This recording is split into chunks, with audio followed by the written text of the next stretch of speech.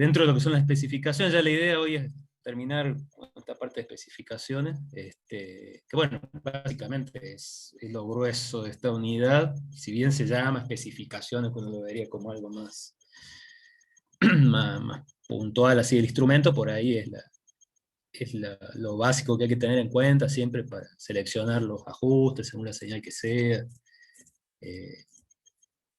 tanto en amplitud como en frecuencia. O sea que esta parte de especificaciones, como, si bien por ahí la palabra parece más como ver una hoja de datos de un instrumento, tiene mucho por detrás, ¿no? Bueno, entonces la clase pasada habíamos visto en lo que es amplitud, quiero volver a la guía esta rápida.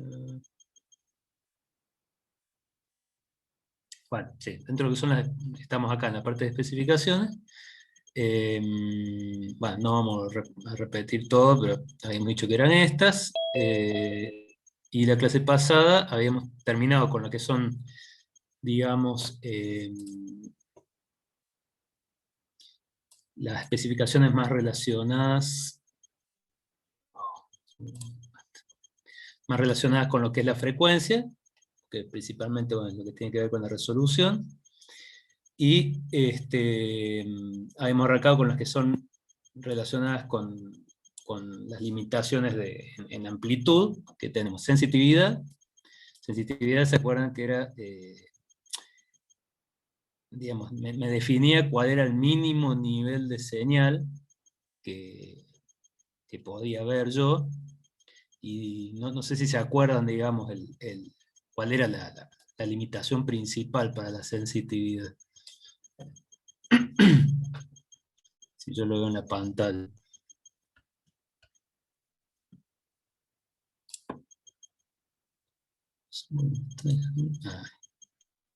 Si yo veo, qué sé yo, una de estas.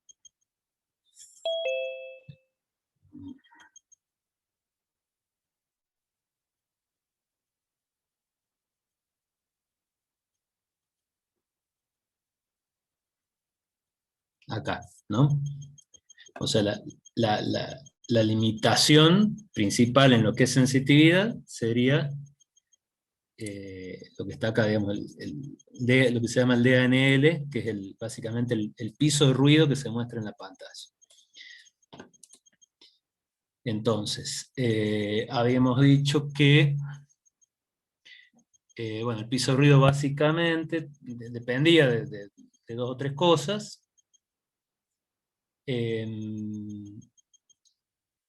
Básicamente va a depender, por un lado, de lo que es la atenuación en la entrada, porque hemos dicho que cuando yo subo la atenuación, sube la ganancia del amplificadorcito de frecuencia intermedia, entonces va a meter más ruido. Entonces, si uno ve en la pantalla, cuanto más atenuación pongo, el pico se mantiene constante, justamente por esta arquitectura que tiene, que trabajan como en tándem, en el atenuador amplificador de frecuencia intermedia, y lo que sube es el piso de ruido. Entonces, habíamos dicho que cada 10 dB que yo cambiaba en atenuación, básicamente, bueno, el piso de ruido en la pantalla subiría 10 dB.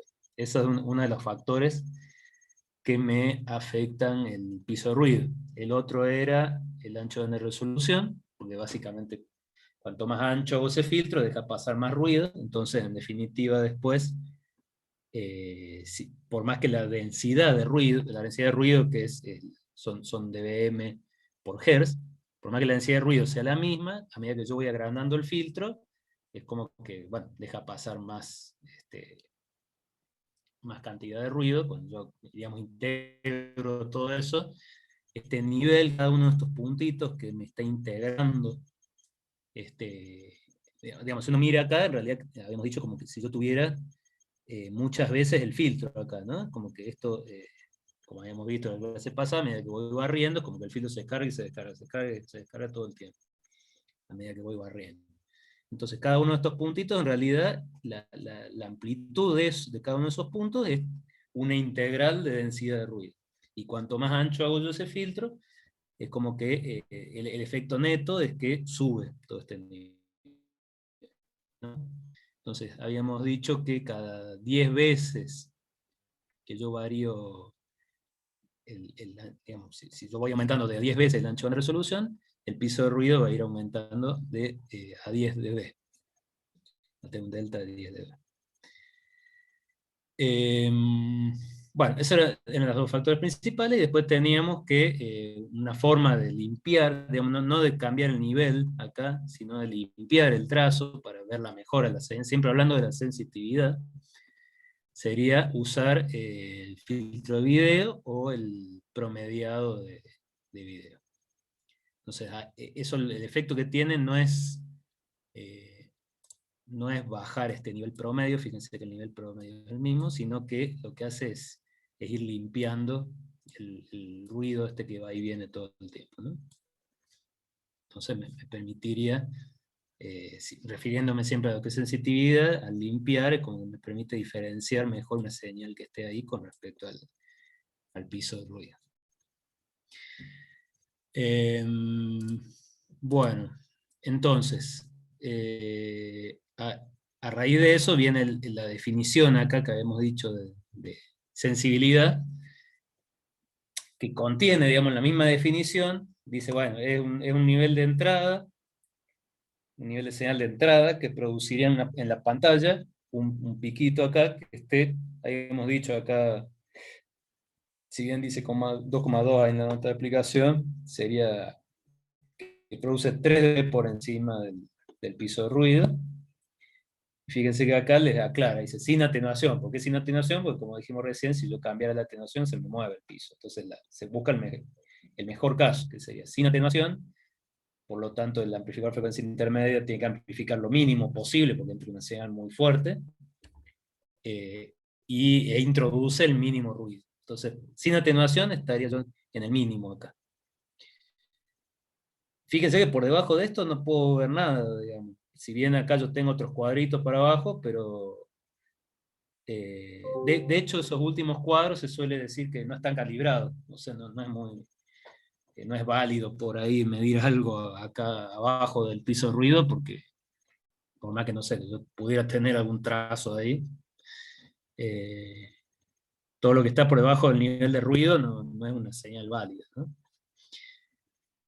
Y otra cosa que da clara es que es para un determinado ancho de banda de resolución. También, por el tema que decíamos recién, que si yo cambio ancho de resolución, digamos, me varía este piso, entonces yo tengo que especificar para qué ancho la medida a la sensibilidad, y de hecho para distintos anchos de banda de resolución voy a tener distintas sensibilidades, ¿no? Bueno, y acá habíamos visto que, al igual que en el amplificador, ese piso viene de la contribución del ruido que tengo en la entrada, sobre la resistencia que teóricamente está adaptada, más lo que aporta el ancho de banda de resolución, que como dijimos recién, sube o baja. O sea, con respecto a esto siempre va a subir, digamos, porque esto está definido para 1 Hz, como está acá. Entonces, el RBW siempre va a sumar una cantidad, nunca voy a poder llegar a este nivel de acá, y más el efecto de, sobre todo, el amplificador de frecuencia intermedia, este que está acá. La figura de ruido de ese es un poco lo que se pondría acá, ¿no? Bueno, o sea que habíamos dicho que aparte, si yo tuviera este nivel, y supiera qué ancho de banda de resolución estoy usando, yo podría calcular, por ejemplo, cuál es la figura de ruido que estoy teniendo, ¿no? Bueno, habíamos visto cómo se graficaba, habíamos explicado un poco la curva esta de relación al ruido. Acuérdense que esto está negativo, o sea, en realidad lo que me está diciendo acá es cuánto está el ruido por debajo de la señal, con respecto a distintos niveles de señal, siempre considerados a la entrada del mezclado, o sea, sin contar la atenuación. O sea, sería la entrada menos la atenuación, ¿no? Bueno, habíamos visto algunas formas de mejorar el piso de ruido, un camino de bajo ruido, extensión del piso de ruido, que es algo matemático. Y otra forma podría ser con preamplificadores. Serían por ahí las tres formas. Bueno, por ahí las más generales serían preamplificador. Y bueno, ya más dependiendo del instrumento, puede ser que tenga estas características. El LNP, que es camino de bajo ruido, sobre todo para microondas, y extensión del piso ruido, que es un procesamiento matemático, digamos, digital, ¿no? Bueno, y acá tenemos un resumencito de cómo yo podría lograr la mejor sensibilidad. Bueno, un poco en base a lo que estuvimos hablando, usar el mínimo ancho de banda de resolución, que también dijimos que tampoco voy a usar siempre el mínimo porque se me daría muy lento, o si barro muy rápido con un ancho de banda de resolución muy chico, me va a deformar. Entonces, bueno, esto me da un compromiso también. Mínima atenuación, por el tema de que amplifique poco el amplificador de IF y no meta tanto ruido. Usar algún promediado de video, de trazo. Y bueno, y estas tres que dijimos recién, que podría ser, ya son más accesorias, ¿no? Un preamplificador, camino de bajo ruido, pues, o esta, ¿cómo se llamaría? Un procesamiento más digital. ¿Mm? Por eso acá les pone que sería para este caso, y bueno, para otras marcas se llamará de otra manera, pero es la misma característica. Bueno, entonces eso es lo que es sensitividad, que es para una señal, es decir, bueno, si yo tengo una sola componente en frecuencia, digamos, una señal es muy amplia, ¿no? Una componente en frecuencia o señal sinusoidal pura, decir, bueno, ¿cuál es la mínima amplitud que puede tener esa señal, dada un ancho de resolución, atenuación, qué sé yo? ¿Cuál es lo mínimo que tengo que tener de entrada? Eso también es importante, habla de señal de entrada, tal que en la pantalla esté 3 dB por encima del piso de ruido. Eso sería la sensitividad, una sola componente en frecuencia. La otra característica, digamos, importante para respecto a lo que es las amplitudes es la parte de lo que se llama rango dinámico. Y para el rango dinámico tiene mucho que ver lo que es la distorsión. Entonces habíamos dicho al final de la clase pasada que la distorsión digamos, son componentes en frecuencia que me la genera el propio mezclador que tiene adentro el instrumento, que si yo lo saco de cierta franja de niveles óptimos acá en la entrada, digamos, acá el mezclador, como ustedes sabrán, ya de aplicada 3, el mezclador no me genera nada más que F1 menos F2 y F2 menos F1, sino que tengo de todo, tengo fuga de estos dos puertos, digamos, bueno, acá en realidad tendría el otro, ¿no? Fíjense que acá, bueno, acá voy a tener el oscilador local, ¿no? Que no es esto de acá, no tiene que estar dibujado. Y acá tendría la RF, ¿no? Entonces, acá, bueno, parte de esto va a pasar para allá, parte de esto va a pasar para allá, digamos, esto no aísla perfecto. Y después voy a tener esta menos esta menos esta, dos veces menos esta, dos veces esta menos esta, y un montón de combinaciones, ¿no? Las armónicas de esta, las armónicas de esta. Entonces, si yo acá le pongo niveles en este puerto o en este puerto, que están fuera de ciertos rangos recomendados, bueno, ya las componentes que yo no deseo que estén, empiezan a aumentar mucho. Hemos dicho que era FLO menos FRF, ¿no? O sea, yo tendría que tratar que esta sea lo más grande posible y las demás tratar de minimizarla. Entonces, acá hay un ejemplito para mostrar eso y mostrar cuál es el problema con eso, ¿no? Bueno, yendo a lo que es rango dinámico ahora, ¿no? Supongamos que yo tengo una señal que se le llama generalmente portadora, que es la señal más fuerte que ingresa, que es esta, ¿no? Esto, por supuesto, puede ser no sé, que sea una senoidal que tiene algún tipo de distorsión, ¿no? Tiene que ser un aplanamiento. o algo por el estilo, ¿no?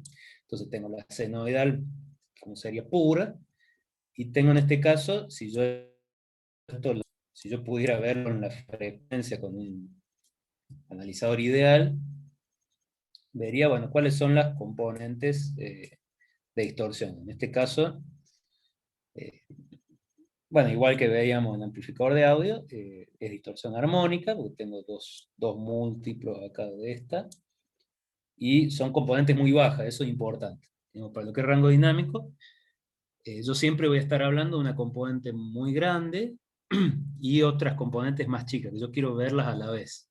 Y ver, por ejemplo, no sé, cuántos están por debajo de esta, ¿no? Entonces, bueno, ingresa esta señal acá, y si esta, la más grande sobre todo, digamos, me sobreexcita este mezclador, lo que va a pasar es que, eh, además, digamos, estas señales, bueno, cada una se me va a ir eh, a la frecuencia intermedia. A medida que yo vaya barriendo, bueno, qué sé yo, esta y esta van a ir pasando por la frecuencia intermedia. Cuando se cumpla, para cada una de estas, cuando se cumpla que FLO menos FRF sea igual a FI, bueno, en la pantalla va a aparecer la componente. Entonces, o sea que esto sería yo lo que quisiera ver, que bueno, va a estar, todas las va a ir trasladando a la frecuencia intermedia. Y después la pantalla, como ya sabe dónde está el oscilador local, me la va a ir dibujando en los lugares originales, ¿no? Pero fíjense que también, si yo acá, sobre todo esta grande, si es muy grande, digamos, acá ya pasó por el atenuador, ¿no? Si yo la dejé pasar con mucha amplitud, lo que va a pasar es que el propio mezclador me va a generar su propia distorsión, en este caso armónica, ¿no? Entonces, ¿cuál va a ser el problema? Que fíjense que lo que salga del mezclador va a ser lo que es proporcional al señal que entró, que serían estos dos piquitos más chicos, pero también se le va a sumar la distorsión que le metió el propio mezclador. Y eso fíjense que, bueno, o sea que esto va a ser una incertidumbre, tampoco va a ser un error fijo, o sea, porque esto puede ser hacia arriba, hacia abajo, depende cómo se sumen en fase, entonces pueden estar variando. Entonces, bueno, tengo que evitar eso. Fíjense que eso sucede, al contrario de lo que es la sensitividad, que era por el piso ruido, qué sé yo, esto sucede porque justamente una de las señales, la principal acá, es muy grande. Entonces, por eso se diferencia de lo que es sensibilidad.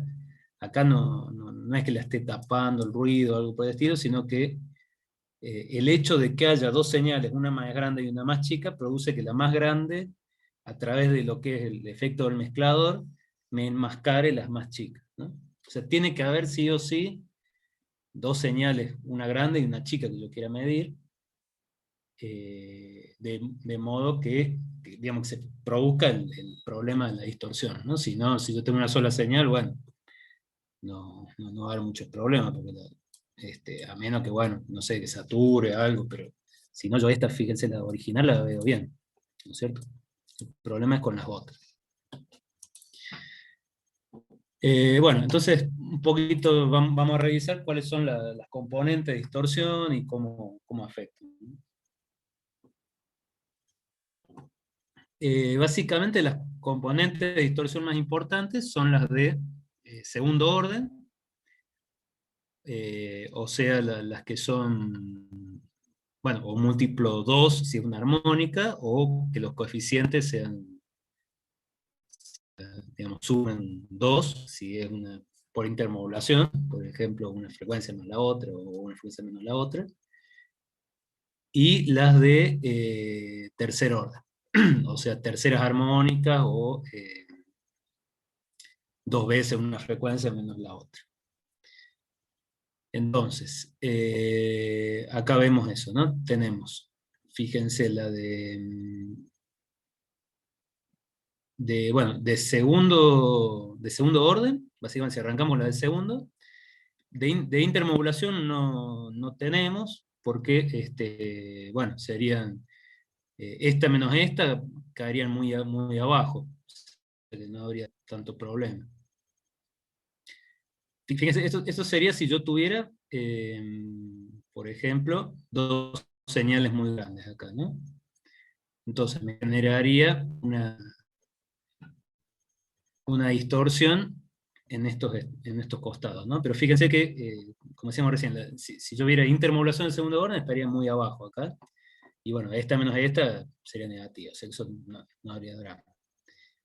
Lo que es, digamos, lo que es intermodulación, acuérdense siempre de lo que veíamos en audio, las distorsiones alineales son por intermodulación o armónica, ¿no? Entonces, y a su vez tenemos que considerar cuáles son las de segundo y de tercer orden de los dos tipos. Bueno, intermodulación, como dijimos, de segundo orden no va a haber. Y de tercer orden, sí, va a ser 2 veces 2F1 sería menos F2. No, perdón, 2F2 menos F1 es esta. O sea, 2 veces esta menos esta, porque parece más arriba. Y esta sería 2 veces esta menos esta. Que bueno, es lo que está acá. Bueno, entonces por intermodulación vamos a tener la distorsión de tercer orden. Y armónica vamos a tener de segundo, o sea, la que es el doble de, o sea, para cada una de estas, supongamos, bueno, cada una de estas me va a producir sus armónicas, ¿no? La que es 2 veces de segundo orden y la que es 3 veces de tercer orden. O sea que, pasando en limpio, digamos, lo que sería distorsión armónica me afecta en los productos de segundo y tercer orden. Y lo que es intermodulación no tiene de segundo y sí tiene de tercero. Esas serían las componentes, ¿no? Bueno, acá tenemos un poquito más ponderadas, digamos, lo que es bueno, y habla de dos tonos, porque bueno, es el caso más simple. Después acá puedo tener distintas combinaciones, se va a empezar a mezclar todo esto, ¿no? Pero dice, bueno, si yo acá pusiera 2 tonos, voy a tener distorsión por intermodulación del tercero. Y si yo acá pusiera un tono, por supuesto, como dijimos, después voy a tener, digamos, acá estamos hablando de lo que me genera el mezclador, ¿no? Después voy a tener lo que yo quiera medir, y cómo se combine todo es lo que me va a dar el error, ¿no? Por eso tengo que tratar de que sean chicas, ¿no? Bueno, entonces acá volvemos a repetir, decimos, bueno, la intermodulación de 2 tonos me generaría producto de tercer orden, de vuelta, por el mezclador del instrumento, más allá de lo que tenga en la entrada, ¿no? O sea, yo acá voy a decir, bueno, si yo tuviera estas dos cosas en la entrada, bueno, a lo mejor en la entrada voy a tener una de estas, pero porque viene de afuera. Acá a mí me interesan las que me está generando el instrumento, ¿no? Me va a generar estas dos, que son estas dos que están acá, y estas dos, que son estas dos que están acá. Acá lo que le agrega es cómo van a variar, porque para ver, es lo que me interesa, digamos, yo cuando vaya moviendo la entrada en el mezclador, cómo se van a mover esas componentes, para tratar de buscar un punto más o menos óptimo, ¿no? Bueno, la de segundo orden, básicamente, se van a mover 2 dB por cada dB de variación de la fundamental. Entonces, fíjense, bueno, acá no tengo de segundo orden, esta va a ser la que se va a mover 2 dB por cada dB que varía esta. Sería esto. Y la de tercer orden van a cambiar 3 dB por cada dB que cambie la fundamental, pero fíjense que acá tengo el aporte de la intermodulación y de la distorsión armónica. Nada más que, bueno, van a estar en distintos puntos, ¿no? Supongamos, bueno, vayamos a este caso, bueno, esta, cada vez que varíe, la de tercer orden debido a la intermodulación va a estar acá, y a lo mejor esta misma también me genera un 3F1. Bueno, que esa también va a variar, pero no en este mismo lugar, ¿no? Va a ser también de tercer orden, pero armónica, entonces va a estar en otro lugar. Bueno, la justificación de por qué varía así no la vamos a ver acá en detalle, pero por ahí si alguien tiene la duda, la tienen ahí en la nota de aplicación. Bueno, entonces esto mismo, parecido a lo que habíamos hecho acá para el ruido, la idea es, bueno, después llevar todas las curvas al mismo gráfico. Eh, si la traemos a este gráfico, las distorsiones van a variar así. Fíjense que acá hay un detallecito nada más. Bueno, acá tenemos la señal de entrada como antes, digamos, lo mismo de la sensibilidad. Esta sería la señal que tengo de entrada al mezclador, ¿no? En realidad esta, bueno, si vienes acá, bueno, en términos generales sería, bueno, no sé creo que esto es medio simétrico, se podría hacer en el otro puerto del mezclador, pero bueno, acá estamos hablando del puerto donde entra el RF, ¿no? Entonces, fíjense que acá tenemos, así para ubicarnos un poco, acá tendríamos 1 milivatio y 1 vatio. Fíjense que esto tiene sentido porque si se acuerdan cuando vimos los márgenes puros de entrada en un espectro así típico, suele ser 1 vatio. Entonces, bueno, por eso tienen acá el...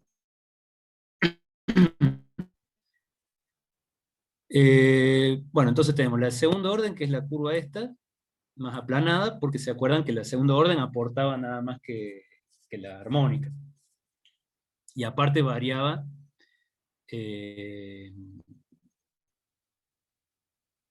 2 veces por cada variación de la fundamental, ¿no? Entonces, un detallecito acá es que si uno mira, en realidad acá por cada 10 dB que aumenta la señal de entrada esta, la distorsión me va a aumentar 10 dB.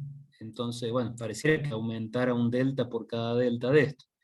Pero fíjense que yo lo que estoy graficando acá, de vuelta, parecido a lo que veíamos para ruido, lo que veo acá, o digamos lo que grafico acá, es la distorsión con respecto a la portadora. Entonces, si varió, si la distorsión varió 2 delta, y la portadora varió 1 delta, la variación relativa es un solo delta. Por eso digamos, es una pavada, pero por ahí confunde, ¿no? Entonces acá, para la segundo orden, fíjese, por cada delta de la entrada varía 2 delta, pero acá, bueno, en el dibujo, como es relativo este delta, bueno, va a ser como un delta más siempre. Y está en dB aparte. Entonces, por eso no va cambiando, digamos, mediante su... Y después tenemos la curva para la de tercer orden, que es lo mismo. 3 delta menos delta, me va a dar una variación de por cada delta de esto, 2 delta de esto. Bueno, acá hay algunos... Bueno, entonces estas curvas, esta es digamos, una curva típica, si no se las traerá el instrumento, o bueno, generalmente lo que hace después el instrumento, ya sabiendo estas curvas, tendrá una tabla de valores o algo por el estilo, y ya internamente suele tratar de mantenerlo en los niveles óptimos, ya vamos a ver cuáles son. Esto un poco para entenderlo, de dónde viene eso, ¿no? Bueno, entonces algunos puntos importantes, qué sé yo, bueno, tendríamos, bueno, vemos el punto de cruce, que en este caso se da para unos menos 20 dBm, y después hay 2 puntos acá importantes, que son los puntos que le llama de intercepción, que son los puntos que fíjense que las distorsiones están a 0 dBc de la entrada. ¿Qué significa eso? Que son los puntos en que, si yo fuera, qué sé yo, acá arriba, no sé, supongamos la de segundo orden, porque acá no hay segundo. El segundo orden, como va subiendo 2 veces por cada vez que suba esta, en algún momento la va a alcanzar. Y se haría igual a esta, teóricamente. En la realidad, antes de, por ejemplo, en el segundo orden, antes de llegar a ese punto, siempre va a llegar a un punto de compresión.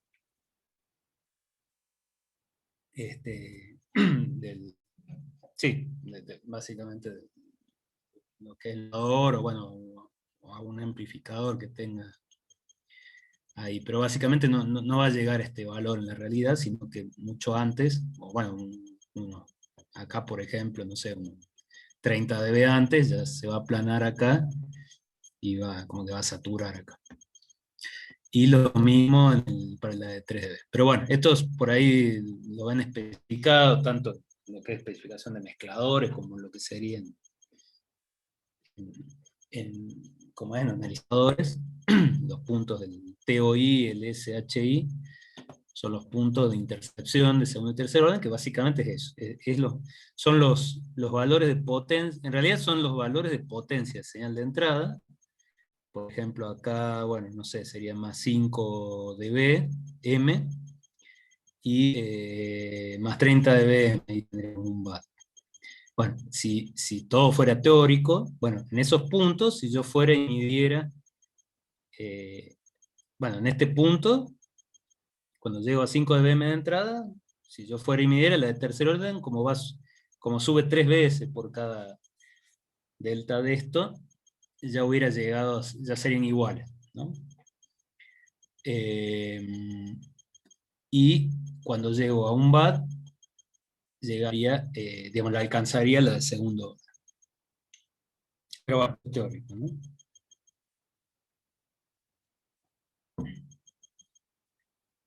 Bueno, entonces esto sería para lo que es la distorsión.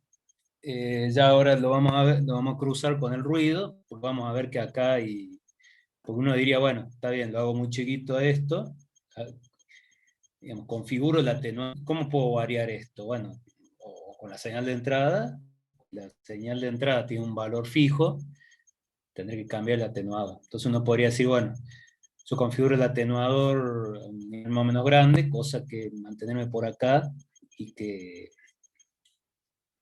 ¿cómo se llama? Y que, bueno, la distorsión sea muy baja. Pero bueno, ahí el problema, no sé si alguien lo ve ahí el problema. ¿Qué problema tendría de atenuar mucho la señal? No sé si a alguien se le ocurre. Es decir, bueno, que estas componentes de distorsión sean muy chiquitas para que no se me confundan con las que yo quiero medir, ¿no? Pero ahí el problema sería que se me va a empezar a querer confundir con el ruido de la señal, ¿no? O sea, eh, y no solo la señal, sino justamente las distorsiones que yo quiero medir, supongamos esto. Bueno, está bien, yo achico mucho esto para que no me meta distorsión, pero ya esto se va a achicar tanto que va a quedar, ahí sí, ya se me van a meter por debajo de la sensibilidad. Ahí ya me va a afectar la sensibilidad. Digamos, quiero mejorar tanto la distorsión que me quedan por debajo de la sensibilidad de esto, ¿no? Bueno, ya ahora vamos a ver en curvas ahí cómo queda eso. Bueno, entonces esto tiene por ahí una aplicación práctica que es, o bueno, tiene relacionado algo práctico, que es decir, bueno, ¿cómo podría saber yo? Supongamos, bueno, esto muchas veces hoy en día lo hace medio automático, pero supongamos, hay varios instrumentos que me permiten por ahí manejar manualmente el atenuador, por ejemplo. ¿En qué momento yo me podría dar cuenta que lo que estoy mirando, parecido a lo del aliasing, ¿no? Que por ahí lo vieron más en medida 1. ¿En qué momento puedo identificar que tengo aliasing? Porque bueno, si no, yo no podría diferenciar, digamos, en principio, si no podría diferenciar si lo que estoy viendo es alia o es la original. Entonces, bueno, hay acá una forma de ver si la distorsión o el componente que estoy viendo es de la señal de entrada o podría venir del mismo mezclador de instrumentos, sería justamente ver si yo cambio el atenuador, por ejemplo, por 10 dB, si la distorsión que yo estoy mirando es esta, que es propia del instrumento, yo al cambiar el seteo del atenuador, me tendrían que variar las componentes de distorsión. Entonces, si yo miro en la pantalla, fíjense, dice, bueno, si cambia la amplitud, acá, esta es la componente de distorsión, ¿no? Sería como si yo tuviera, no sé, esta entrada y me paro acá. Yo estoy viendo ahí una distorsión. Bueno, ¿cómo sé si...? Ya le digo, esto por ahí no es que hay que hacerlo siempre, pero por ahí en algo más fino, que uno está viendo de ver alguna componente muy chica, qué sé yo, cómo puedo sacarme la duda de si la distorsión esta viene de la señal o es algo que a lo mejor acá no había distorsión y me la generó el mezclado? Bueno, lo que se haría es cambiar el atenuador, cambiar el valor de atenuación y ver si cambia, digamos, si esto se me mueve, quiere decir que yo me desplacé por estas curvas y la distorsión esa me la está generando el instrumento, si no, no tendría por qué si viene de la entrada, no tendría por qué cambiar la amplitud cuando yo cambio la atenuación. Eh, Fíjense que acá de vuelta, el cambio este del nivel de ruido, el nivel de ruido va a cambiar, por más que la distorsión venga de afuera o sea del instrumento. ¿Por qué? Porque yo justamente, lo que hablamos hace un rato, yo naturalmente cuando yo cambio la atenuación, se me mueve la amplificación de FI para, para que no cambie justamente este pico, y lo que va a pasar es moverse el piso de ruido, que es lo que veíamos, por ejemplo, ¿no? Eso es normal, que se mueva el piso de ruido. Lo que no tendría que pasar es que se me mueva el pico este. Si yo cambio el atenuador y se me mueve el pico ese, además de esto, que sí o sí se va a mover, quiere decir que yo me estoy desplazando por esta curva cuando cambio el atenuador, y estas son las curvas de distorsión interna. Entonces, si cambia, es porque la distorsión me la está generando, esa distorsión que yo estoy midiendo me la está generando el instrumento. Y bueno, ahí estaría mal, digamos, tendría que ir a un punto donde no cambie. Si no cambia, fíjense que, bueno, de vuelta, el piso ruido va a cambiar, pues yo estoy cambiando el atenuador, pero el pico no debería moverse. Si no se mueve, es porque realmente estoy midiendo, por ejemplo, algo así. Y acá esto no me está generando componente. Esto estaría bien, digamos, sería algo que viene de la señal. Eh, bueno, sería una forma de ver si tengo distorsión interna bueno, o es realmente la- la distorsión como parte de mi señal que yo quiero medir, ¿no? Estaría bien.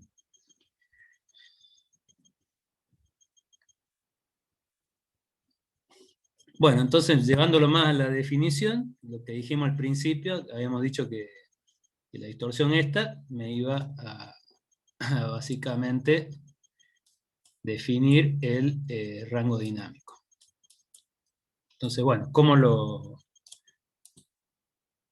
defino el rango dinámico? Bueno, es la relación expresada en dB de la señal más grande con respecto a la más chica, que se puede medir simultáneamente. Fíjense que ahí está lo que decimos recién.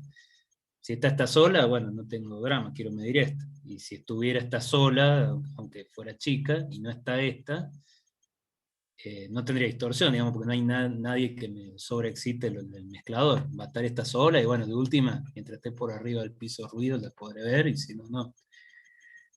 Pero el rango dinámico se da cuando tengo una muy grande y una muy chica simultáneamente. Entonces, la relación entre la más grande con respecto a la más chica, que me permite medir, medir bien la más chica, ese sería el rango dinámico. De vuelta, ¿cuál es la limitación de esto? Que si yo sigo agrandando esta, a lo mejor yo sigo agrandando esta No sé, qué sé yo, a ver si se agranda esta. El tema es que si yo agrando mucho esta, el mismo instrumento me va a empezar a meter distorsión, y lo que yo vea acá va a ser lo de la señal que viene más lo propio del instrumento. Entonces ahí está la limitación. Eh, y esa es la diferencia con la sensibilidad. La sensibilidad es lo que dijimos hace un rato. Sería, si yo tuviera esta sola, bueno, ¿cuánto tiene que tener esta para poder verla por arriba del ruido, ¿no? El rango dinámico tiene además esto. Es decir, bueno, si yo tengo que tener otra muy grande a la vez, y la, digamos, el límite máximo, o el límite en la máxima diferencia que puede haber entre las dos, dado por la distorsión que mete esta, justamente, digamos, a través de lo que es el mezclador. Bueno, ahí está entonces un poco la diferencia con lo que sería la sensibilidad. Bueno, entonces acá podemos mezclar en un solo gráfico lo que es la distorsión de segundo y tercer orden, que es la parte de rango dinámico, que son estas que estaban acá, con la limitación que habíamos dicho del ruido. Decíamos que yo no me puedo ir arbitrariamente abajo de esto porque, bueno, como si estuviera acá, si yo bajo mucho esto, para bajar la distorsión, se me va a bajar mucho esta y no me va a quedar por debajo del ruido. Entonces tengo un límite ahí, ¿no? Entonces, eh, básicamente acá tendría las dos curvas de distorsión. Tengo la de segundo orden y tercer orden. Esto sería lo que es distorsión. Y las voy a combinar con las que son las curvas de ANL. No sé si está... Bueno, SNR. Esto sería básicamente sensibilidad. Tiene que ver con el DANL. Que fíjense, como habíamos dicho hace pasada, van a ir como bajando así de asaltos cuando yo vaya cambiando el ancho banda de resolución.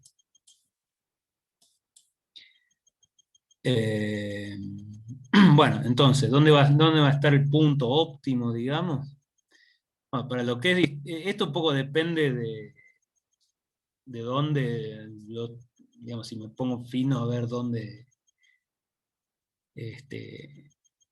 me interesa ver las componentes, ¿no? Si fuera los que son las de tercer orden, el punto óptimo de entrada, digamos, la entrada al mezclador, de mi señal más grande, ¿no? Al mezclador óptima, bueno, estaría en este caso de vuelta. Esto va a seguir bajando acá, pero no lo voy a poder aprovechar porque ya estoy por abajo del ruido, ¿no? Supongamos que estoy acá con 1 kHz, ¿no? Entonces, bueno, el punto óptimo para 1 kHz sería donde se cruza, digamos, para lo que es, si yo tengo en cuenta más que nada la que son de tercer orden, sería donde se cruza con este punto. Entonces estaría en, qué sé yo, menos 35 dBm más o menos. Y para lo que es segundo orden, estaría en más o menos menos 43 dBm, una cosa así. Esos serían los dos puntos óptimos, ¿no? Bueno, después cuál elija, no hay por ahí una regla. Esto en realidad no lo voy a elegir yo en general, sino que lo va a controlar internamente el instrumento para justamente tener la mínima distorsión posible. Digamos, cuando digamos, yo pongo una determinada señal, bueno, sí, depende del instrumento. A veces me deja tocar, como decía, directamente el atenuador y cuanto mucho me tendré que fijar el tema de la distorsión, ¿no?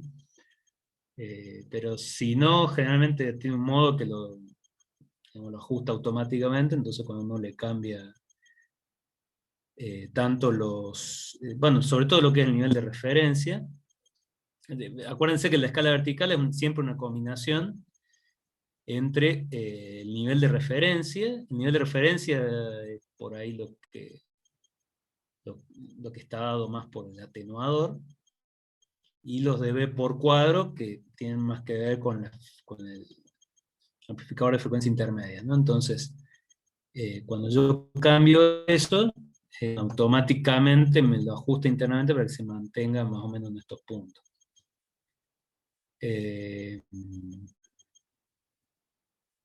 Así que bueno, no me acuerdo si en la nota de aplicación por ahí dice si hay algo que sea preferible, pero más o menos en esta zona lo mantendría, ¿no?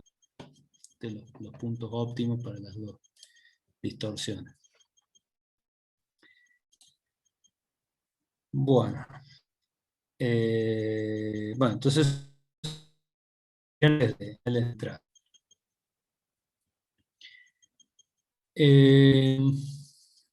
Bueno, eso sería cuando tengo componentes más o menos alejadas, ¿no? Ya algunos otros efectos, aparte de la distorsión, que me pueden afectar, siempre hablando del rango dinámico, que va a ser, sobre todo cuando estoy muy cerca por ejemplo, de la componente más grande, ahí me va a limitar lo que son las bandas laterales de ruido. Entonces, si me vengo muy acá, por ahí quizás no me afecta tanto ya, o digamos, los valores de distorsión ya van a estar por debajo de las bandas laterales de ruido. Entonces ahí es algo que me tengo que fijar. Si estoy muy cerca, si estoy midiendo muy cerquita de la componente más grande, por ahí la distorsión no me va a afectar tanto, porque ya va a estar tapada por las bandas laterales de ruido.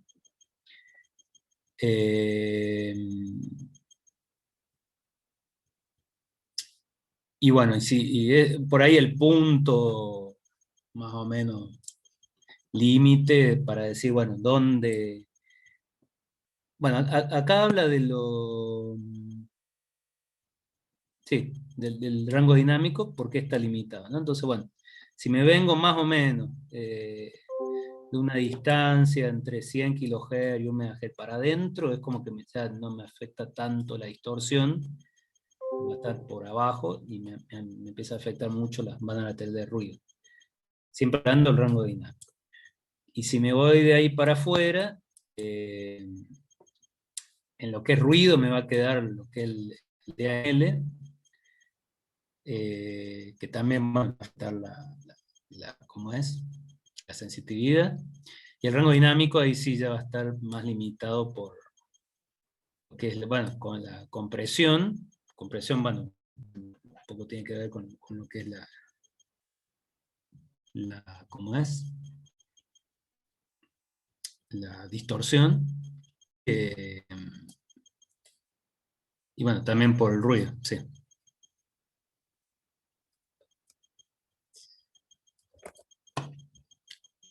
Digamos, esto por ahí lo que aporta es que si yo me vengo muy, muy adentro, ya no me va a importar tanto la distorsión, sino más las bandas laterales de ruido, son las que me van a empezar a subir acá, para los rango dinámico. Bueno, entonces en resumen, el rango dinámico va a ser el máximo rango dinámico calculado teniendo en cuenta el producto de distorsión y bueno, la sensitividad. Que esto, bueno, sí, sí, puede ser, sí, la sensitividad también me va a afectar a la más chica, tampoco puedo hacerlo, está bien, sí, sensitividad sería un poco diciendo esto, ¿no? Como que tampoco me puedo ir tan abajo. Esto sería un poco el lado este que habla. Sensitividad y DNL, como que están, afectan digamos, el DNL también me afecta el rango dinámico, porque me afecta acá abajo. Pero a su vez, eso está limitado, si ya me voy muy cerca de la portadora, digamos, está limitado por las bandas laterales de ruido, determinadas por las especificaciones de ruido de fase. O sea que va a ser esto, pero ojo que si me vengo muy cerca, ya me empieza a hacer otra cosa, lo que me afecta, ¿no?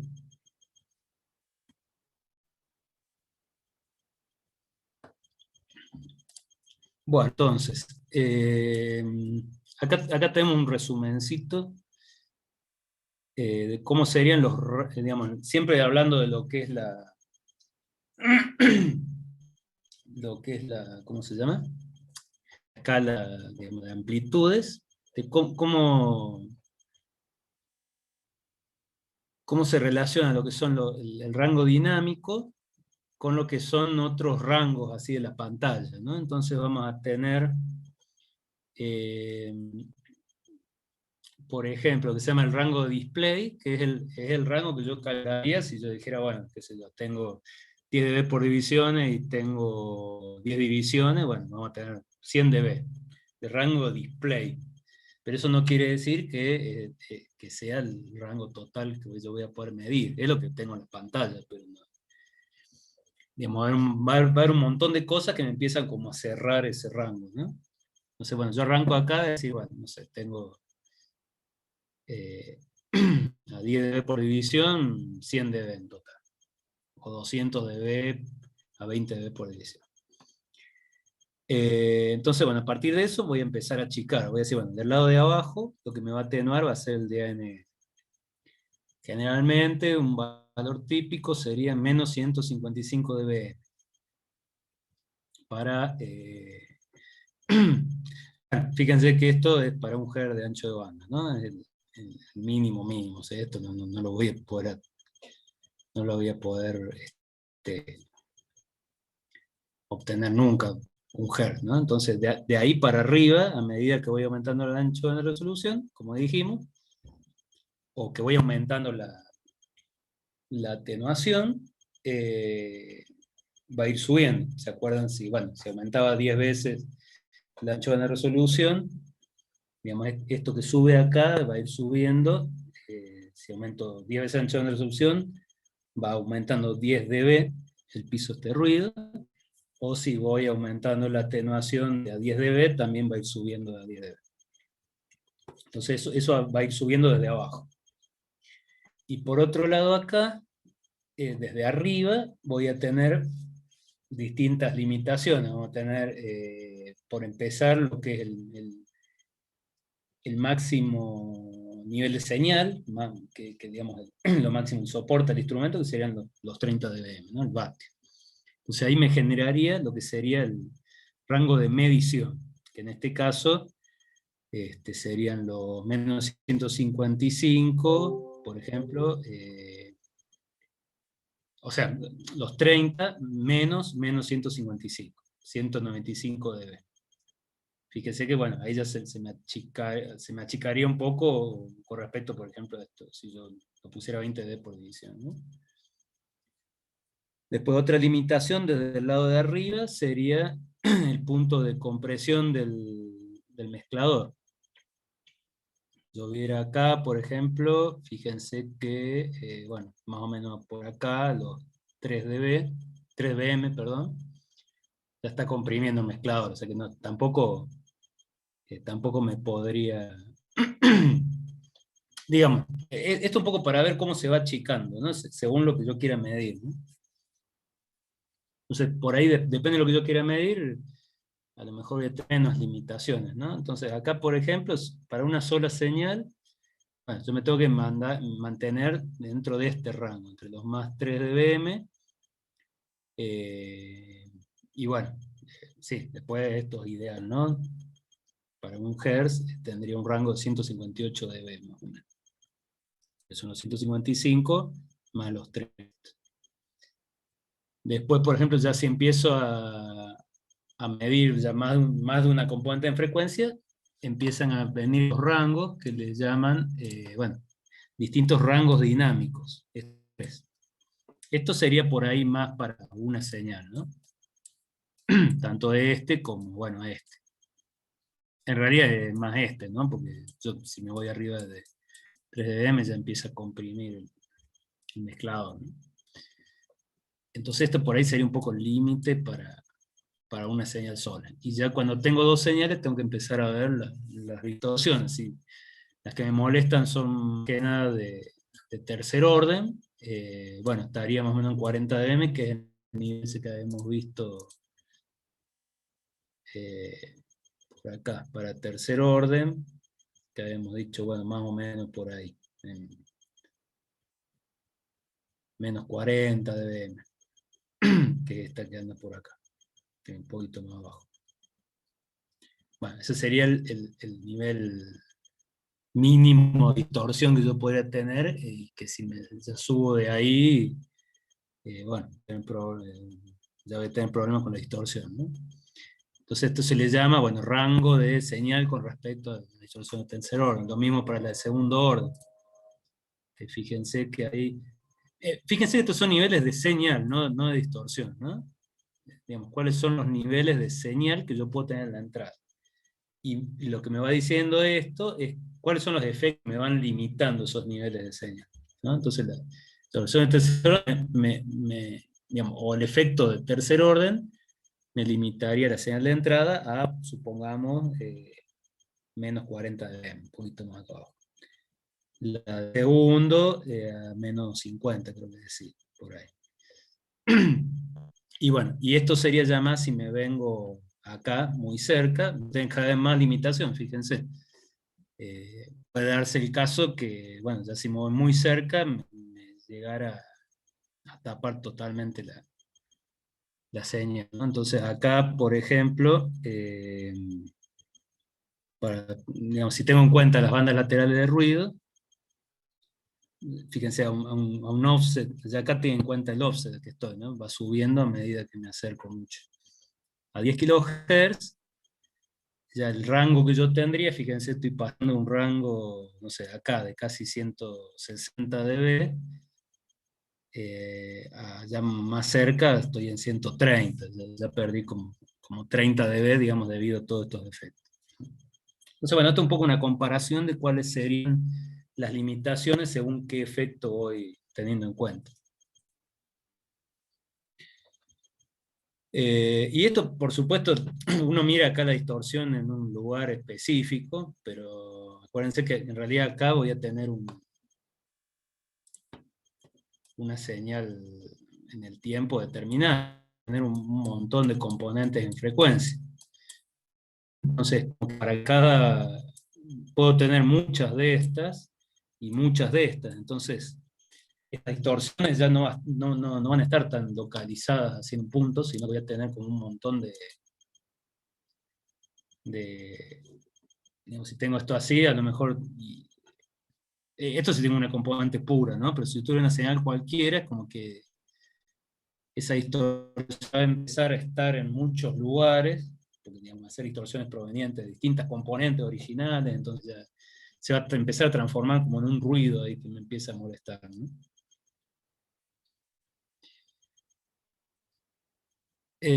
Bueno, y que ese sí sube con los valores de señal, ¿no? Al contrario del DANL, que no debería cambiar.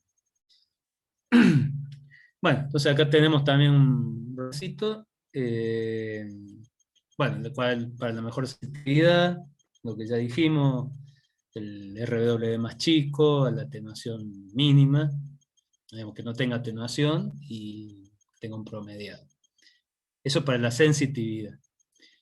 Que la sensitividad, como dijimos, también me afecta. O sea, el rango dinámico básicamente me afectaría la sensitividad, la distorsión y las bandas laterales de ruido, digamos. Serían las tres cosas principales. Sensitividad, la distorsión, ¿cómo la puedo mejorar? Bueno, básicamente viendo si hay distorsión, que con el método cambiar la atenuación y ver si cambia algo en la pantalla. Y bueno, y ajustar el atenuador al mínimo, digamos, con la máxima atenuación que pueda, no, perdón, a ver, mínima atenuación, poner para tener buena señal, pero sin que me ponga distorsión. Sería eso. Y bueno, y en definitiva, también, además de la distorsión y el ruido, voy a tener el ruido de fase, que es este que está acá. O sea, es como la última limitación. Y que también se ve acá. Es como que va limitando esta, y al final esta. Bueno, eso sería un poco el tema del rango dinámico, como que bueno, es lo otro que me puede molestar, digamos, en el analizador para hacer la medición.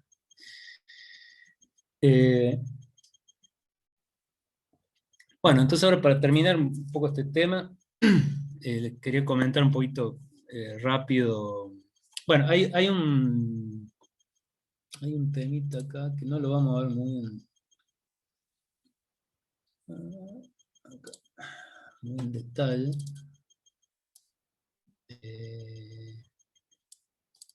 Ahí se ve lo otro que puse. No sé si. Sí, un libreto en inglés. Ah, bárbaro, gracias. Bueno. Esto no. Ah, está bien.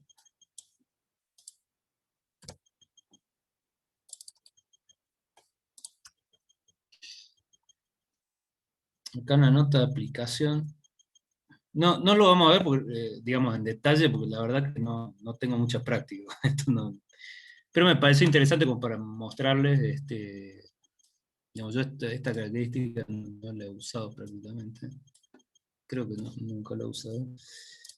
Pero para comentarles nomás que para las que son más complejas, por ejemplo, un caso que pasa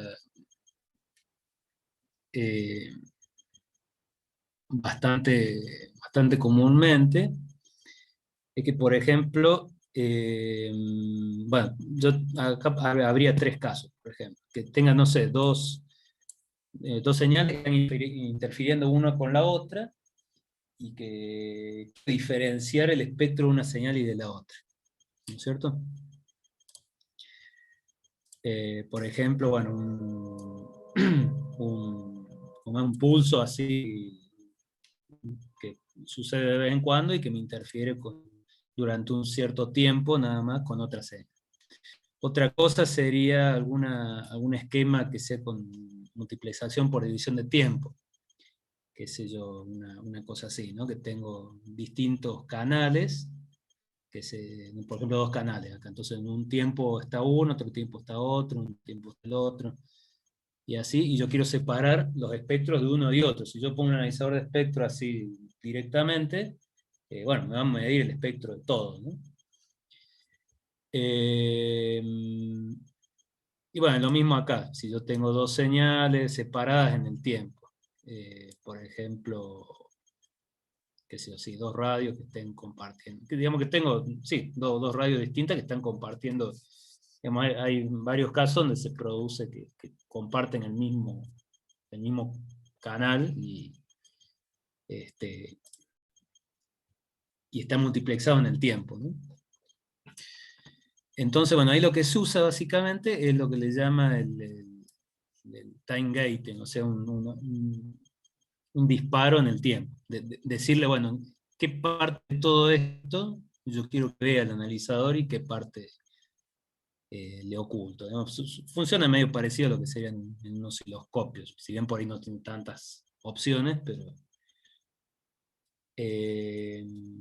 yo no sé, creo que no me acuerdo si ese portátil que tenemos tiene esto, no es tan común, pero bueno, es algo que me parece que es bastante útil sobre todo para señales de hoy en día, que por ahí ya no es una, una señal simple que está siempre ahí, sino que probablemente quizá comparten muchos usuarios, digamos, una misma trama, como que tiene información para muchos usuarios, por ejemplo.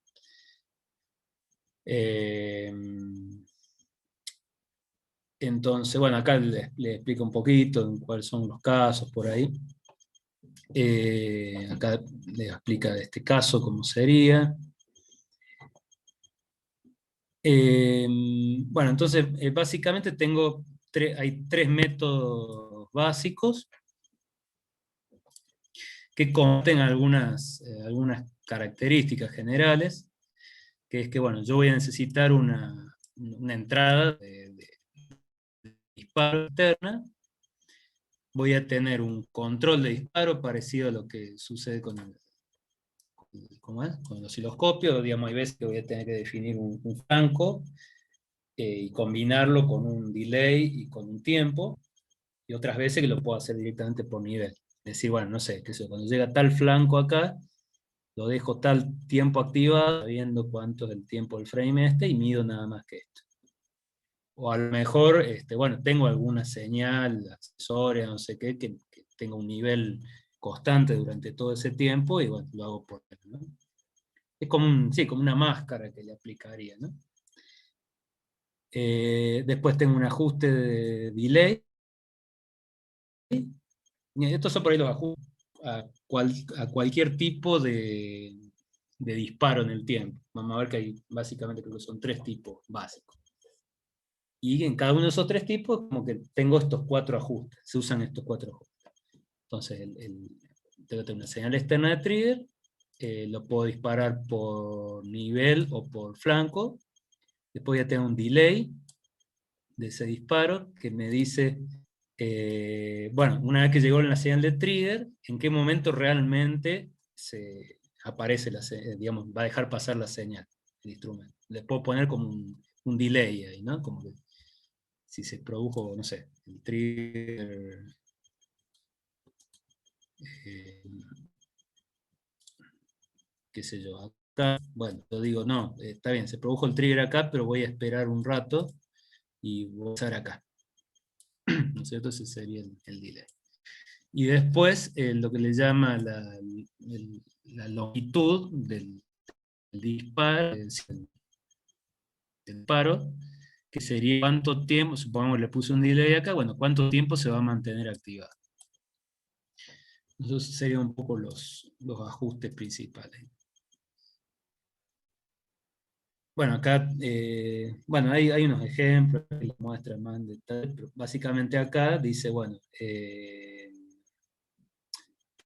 tengo 2 señales acá, tengo este problemita acá. Tengo una espuria, bueno, de cuál de las 2 señales vengo. Entonces, eh, yo acá puedo separar en el tiempo las 2 señales, diría, qué sé yo, bueno, cuando disparo en la 1 nada más, ahí veo que tengo esa espuria, y cuando disparo con la 2 nada más, veo que no está. Esta es la señal 2, esta es la 1, que en realidad las 2 están compartiendo el espectro. Si yo miro con un analizador, vería todo el tiempo, y no sabría cuál de las 2 tramas estas lo está generando la espuria. Bueno, acá unos ejemplitos, bueno, un ejemplo acá del práctico, lo que sería una señal, en este caso era un ejemplo un poco más viejo, de una señal GSM, pero bueno, podría ser cualquier señal que esté multiplexada al tiempo, ¿no?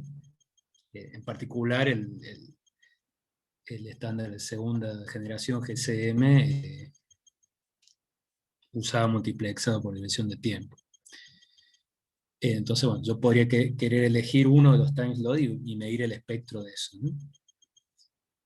Bueno, acá le da un ejemplito con esto, vamos a ver en detalle cómo se calcula según la longitud del time slot, cuánto le tengo que poner bueno.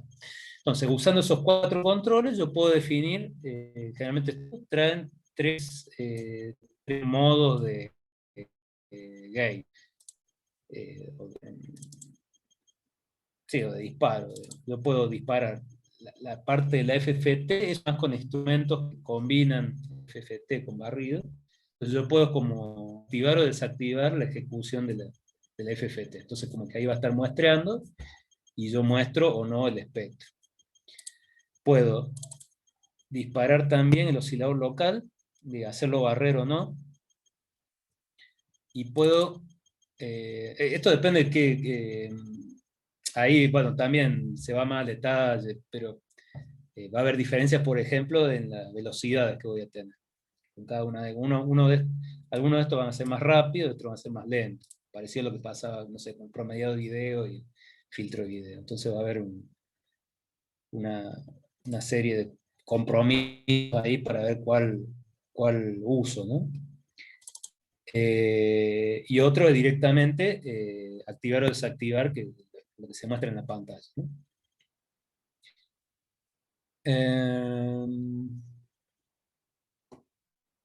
Bueno, acá vuelve a mostrarle un ejemplo de eso. Bueno, y acá de vuelta, no vamos en detalle a todo, pero les explico un poquito esto que les decía. En el caso de disparo la FFT, que esto por ahí no es en todo, dice que es solamente en lo que es Kisa y en la serie esta, y bueno, y otras series así, más como de la gama más alta, digamos, de lo que sería otras marcas, ¿no? Después el otro modo, que es activar o desactivar ¿cómo es? El oscilador local. Entonces, bueno, ahí básicamente actúa sobre la rampa que me hace barrer el oscilador. En la 240, claro, básicamente sería ahí, ¿no? El gate control lo aplicaría acá. Y después tenemos el gate de vídeo, que directamente se aplica acá. Entonces, acá en el tiempo que yo defino bueno, que realmente lo captura la señal, va a dejar pasar la señal por acá, y en el momento que no está disparado, esto va a conmutar acá y me va a producir un nivel de, digamos, menos infinito ¿no es cierto? Como que no voy a tener señal para mostrar, ¿no? Este actúa directamente sobre lo que pasa al display, ¿no? Bueno, eso, digamos, esto lo vamos a revisar así rápido nomás, pero para saber que existe y que, dependiendo del instrumento, digamos, no lo vamos a ver muy en detalle porque hay muchos instrumentos que por ahí no lo tienen, pero bueno, cada vez más hay que lo van incorporando. Bueno, y otra cosita interesante para contar, que también no lo vamos a ver en detalle, porque por ahí cambian los detalles según cada marca, pero el concepto es más o menos el mismo, que es, bueno, básicamente, a medida que, bueno, fueron a partir de los 80 y en adelante que se fueron mejorando las técnicas digitales, estos instrumentos se fueron como fundiendo cada vez más con lo que el analizador de Fourier, ¿no? Entonces, por ahí la primera generación de lo que se llama etapa de frecuencia intermedia digital, es como que es una digitalización de lo que es la etapa de frecuencia intermedia. Bueno, ya habla de que como que las técnicas digitales se fueron metiendo en todas las partes del instrumento. Pero, básicamente, acá dice que básicamente los cambios más de lo que es las prestaciones del instrumento se dieron en la parte de, digamos, en ir reemplazando algunos bloques de esto que veíamos de frecuencia intermedia, amplificador de frecuencia intermedia, los filtros. ¿Se acuerdan que el filtro analógico llegaba hasta de forma de 12 a 1, que no era, digamos, que eran filtros muy refinados así físicamente, y bueno, era una resolución aceptable, ¿no? Bueno, con técnicas digitales vimos que podemos llegar hasta 4 a 1, por ejemplo, mucha mejor selectividad. Entonces, bueno, ahí es como que estuvieron los cambios más radicales, ¿no?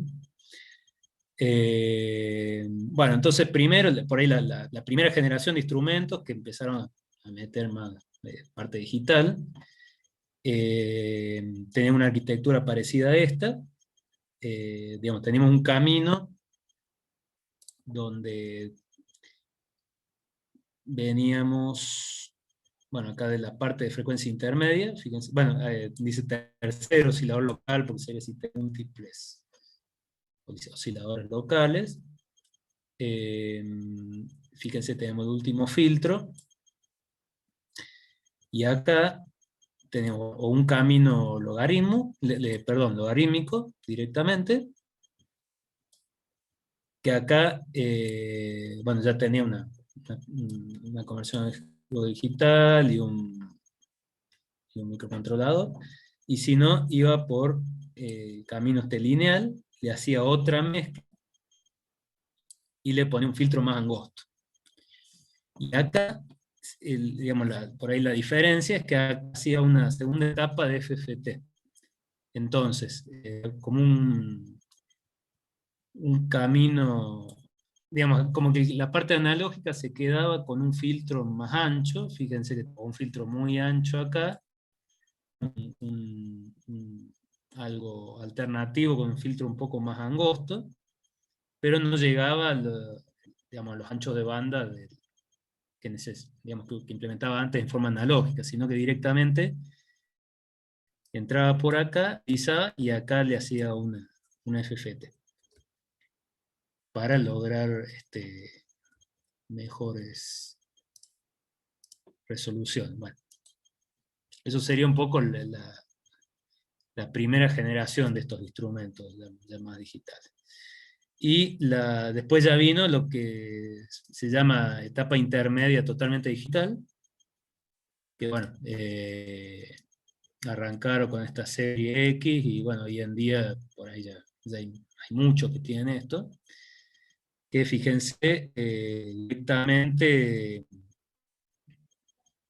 acá hace una digitalización, separa las señales IQ, y ya generalmente conserva lo que es el barrio por un lado, y por otro lado ya tiene una parte que es totalmente digital. Acá tienen también en la otra un poco lo que sería esto, ¿no? Fíjense todo como que estas etapas, esta sería ya digamos, ¿cómo es? La etapa de frecuencia intermedia totalmente digital. Entonces acá ustedes pueden todavía, digamos, seleccionar o algo por barrido o algo directamente basado en el FFT. ¿Cuáles son algunas ventajas? Bueno, esto de la nota de aplicación era un poco para mostrarles eso, no vamos a ver. Después acá habla de otros procesamientos que se pueden hacer. Ya una vez que digitalizaron, se pueden hacer otras cosas, pero no vamos a ir tan al detalle, sino saber un poco cómo se fueron fundiendo las dos arquitecturas hacia lo que hoy en día es el analizador de señales. Bueno, ¿qué ventajas tiene esto? Bueno, acá pone en cada etapa algunas cosas, algunas, digamos, mejoras que se introdujeron con esto. Bueno, por empezar, el oscilador local ya es sintetizado digitalmente, típicamente un PLL. O sea que, bueno, algunas características: puede sintonizar más rápido, puede barrer más rápido, el ruido de fase bastante mejor, tanto en lo que se le llama el ruido de fase muy cercano al aportador. Es como que el PLL tiene como dos zonas bien definidas, que es cerca del aportador y ya más lejos del aportador. Como que tiene un escalón ahí. Entonces, bueno, esas características mejoran bastante. Este filtro ya no tiene que ser tan costoso. Bueno, también hay un impacto sobre el costo acá, porque los filtros, todo, no necesito separar componente por componente con un filtro analógico, sino que meto un filtro más o menos, un solo polo acá, digitalizo con un conversor menos bueno. Digamos, esto me define mucho el rango dinámico, y acá ya entro a la etapa digital. Entonces acá sí ya puedo irme por un camino que es más basado en barrido, y un camino que ya va tomando como de bloques completos y hace directamente la FT. Entonces, bueno, acá tienen algunas características de los filtros digitales.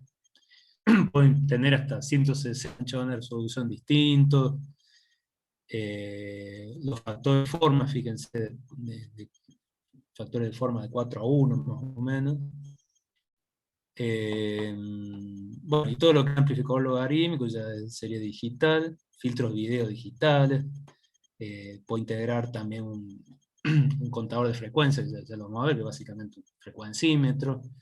Los tipos de detectores que puedo implementar ya son mucho más variados. Entonces, bueno, esto como que me flexibiliza mucho, ¿no? Bueno, y estas son algunas características. ¿Se acuerdan que habíamos visto cuáles son valores típicos en un analizador de espectro tradicional. Bueno, generalmente al introducir esta arquitectura, fíjense que mejoran bastante las incertidumbres para el que tiene frecuencia intermedia digital, ¿no?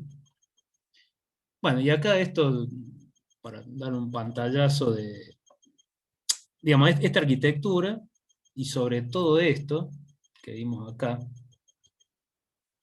me fue a parar, esto, digamos, separar, fíjese que acá yo también, generalmente no solo me permite separar, esto es un poquito más viejo, ¿no? Pero también hoy en día lo que es muy importante, acá un bloquecito que básicamente un detector de cuadratura, y me extrae las componentes I y Q. O sea que ahí ya puedo mirar, por ejemplo, la constelación. Entonces, bueno, eso es lo que me habilita misiones de este tipo, ¿eh? Entonces,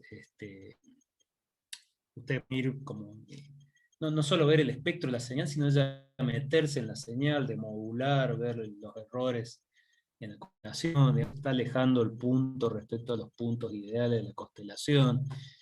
Entonces, bueno, pueden arrancar mediciones más de potencia, como ancho de banda ocupado, potencia del canal, esta distribución acumulativa de potencia, digamos, que distribuye, ya vamos a ver una curvita, distorsión armónica, bueno, cosas más que ya que he visto que se hacen con el instrumento, y le agrega ya mediciones automatizadas también sobre algunos, bueno, esto no está actualizado lo último, digamos que ya tenemos DBB, GSM, bueno, hoy en día es lo que es GLT, ¿no? Entonces fíjense que podemos ir desde lo que son aplicaciones de propósito general, y ya más cosas específicas a un tipo de modulación. Fíjense que tengo un montón de mediciones, pero esto me lo habilita mucho esta arquitectura, ¿no? Porque fíjense que ya tengo información de fase, por ejemplo, también, que en el que analizador de espectro de barrido original, como detecto en un lugar, ya, chao, ya pierdo información de fase. Entonces, bueno, puedo ver, digamos, ya se empiezan a ver pantallas de este tipo, ¿no? Donde cosas, además de cosas más de tipo del espectro, puedo ver cosas más de la propia constelación y de la modulación, ¿no? Entonces, bueno, estas son unas mediciones típicas que se hacen hoy en día con este tipo de instrumentos, ¿no?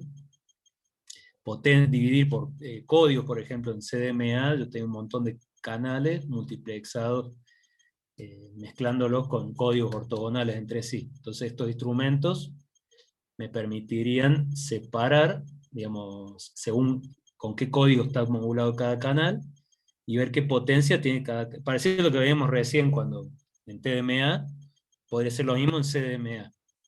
Digamos, separarlos según el código que llevan, y medir la potencia de ese canal, no de todo. Digamos, que si yo lo viera con un analizador común, veo todo ahí, no tengo forma de separarlo, ¿no? Así que bueno, tengo varias opciones. Este es un parámetro muy conocido, digamos, magnitud vectorial de error, en cuánto se aleja en promedio punto cada punto de la constelación con respecto a su punto ideal. Bastante útil. Bueno, y después de acá en adelante ya empieza con algunas cosas más específicas. Bueno, esto es algo que más propio también en Fourier. Son cosas ya más propias de Fourier, ¿no? El espectrograma, o sea, ver cómo varía no solo el espectro así, sino cómo va variando con el tiempo. Bueno, zooms en el trazo. Bueno, acá en medio son cosas que no las vamos a ver. Les dejo solamente después si quieren chusmear. Esto ya está un poquito desactualizado, no me acuerdo en qué año. Estas son las calles. No sé, puede tener entre 5 y 10 años estas presentaciones. Pero bueno, este software, justamente el que le decía yo, es un poco el que me permite visualizar todo esto. Y bueno, se va actualizando básicamente con protocolos nuevos, pero ya no cambia tanto. Fíjense que entonces uno acá, por ejemplo, podría bueno, esto correrlo en una PC y conectarlo a un instrumento o a un software de simulación, por ejemplo. Entonces ya se flexibiliza mucho. O hay instrumentos que ya traen Windows embebido, entonces todo tienen el mismo instrumento, ¿no? Bueno, esto por ejemplo está bueno que trae software, para qué posibilidades tiene. Bueno, ya esto por ahí, esto ahora más específico, este instrumento, mediciones en banda ancha, por ejemplo, o general. Eh, Hoy en día hay muchos sistemas de comunicación que van usando cada vez mayores anchos de banda para lograr más velocidad. Y bueno, ahí la FFT es clave, digamos, para capturar todo eso y poder analizarlo, digamos, hacer una captura a alta velocidad, ¿no? Bueno, acá tenemos algunas aplicaciones de radar, aplicaciones satelitales, comunicaciones así con el wireless LAN, digamos, tipo Wi-Fi, bueno, lo que era WiMAX, ese tipo de cosas. Y lo que son comunicaciones celulares, bueno, en ese entonces era, bueno, esto es lo que es tercera generación, y hoy en día sería lo que es LTE. Bueno, entonces esto se lo dejo nada más para si quieren chusmear un poco, bueno, las familias, y algunos ejemplos de algunos instrumentos que, bueno, que hoy en día todavía, digamos, por la inercia de todo esto, son bastante nuevos también. Y lo que son todos instrumentos portátiles, que características típicas tendrían. Bueno, entonces un poco como conclusión, hoy en día todo lo que hemos visto, analizadores de espectro es bastante útil porque hay muchos analizadores de espectro de barrido dando vueltas en laboratorios que, bueno, si uno realmente no necesita hacer este tipo de mediciones más complejas, es un instrumento totalmente válido que se sigue utilizando mucho como analizador de barrido puro, así. Un tema de costo, o bueno, por un tema de... Sí, hay muchos modelos ya más viejos que siguen siendo totalmente útiles para señales relativamente simples. No quiero ver distorsión armónica, una señal, o los componentes en general en un punto, un circuito, y bueno, eso es perfectamente lo mismo que con los osciloscopios por ahí, ¿no? Y bueno, y también hay un montón de instrumentos más nuevos que por ahí en lo que han avanzado es en eso, para analizar ya protocolos mucho más complejos. Y han evolucionado lo que se llama el analizador de señal. Ya es un poco una mezcla de FFT con analizador de barrido. Bueno, eso sería entonces un poco un pantallazo. Como verán acá, uno podría seguir viendo muchas cosas más, pero bueno, lo que es análisis espectral sería un poco lo que hay hasta hoy en día. Bueno, ya estamos medio excedidos de la hora. Bueno, esto entonces... perdón. Bueno, esta parte de aplicación, entonces, lo que les pasó el video, Denis, yo les recomiendo que lo vean. No sé si vamos a por ahí en algún momentito, por ahí, si no, ya voy a arreglar con Denis. Porque esto por ahí entra, como le dije en la clase pasada, en el teórico también, algún ejemplito de esto, calcular algún índice de modulación. Porque es un poco la AM, FM y pulso son las modulaciones más básicas, no tienen gran complejidad, pero me sirven a mí para ver si más o menos entienden todos estos ajustes que estuvimos viendo y ver si ven una pantalla, si pueden interpretar algunas cosas básicas. Entonces esto les recomiendo que lo miren. Y bueno, a medida que vayan pasando las clases, en un momento le vamos a dar un repaso. Pero bueno, en lo que es el teórico, ya la clase que viene creo que vamos a arrancar con lo que es potencia en RF, que sería la siguiente unidad.